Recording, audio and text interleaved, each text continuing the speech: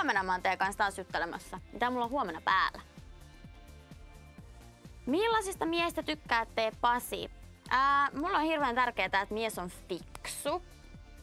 Tykkään siitä, että mies puhuu mut pyörryksiin. Mä tykkään, että hänellä on huumorintajua. Se on mulla niinku 2 pääasiaa.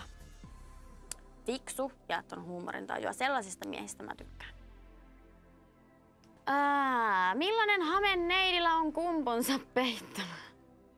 Kumpu? Ei mulla ole mitään kumpua täällä. Voisitko...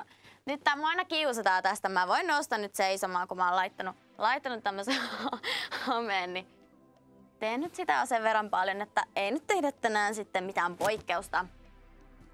Tämmönen hame on Virosta ostettu hame. Ja arvia maailmantalouspolitiikasta tiskiin vaan. Kyllä, kuulkaa. Kaikki voitte laittaa nyt sen arvion tohon meidän ruudulle, niin voidaan sitä yhdessä sitten täällä analysoida.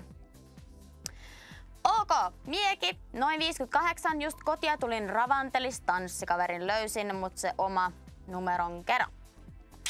Kuka on se sinun oma rakkautesi? Kiinnostuuko siellä joku henkilö, kenties?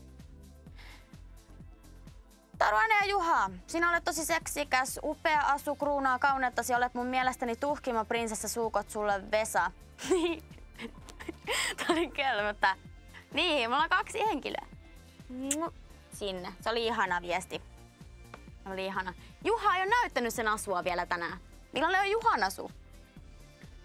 Miten on? Dikkaako sukkahousuja miehillä? Mitä tykkäät, jos mies pukeutuu sukkahousuihin tai sukkahousupukuun? Sukkahousupuku muotiin miehille.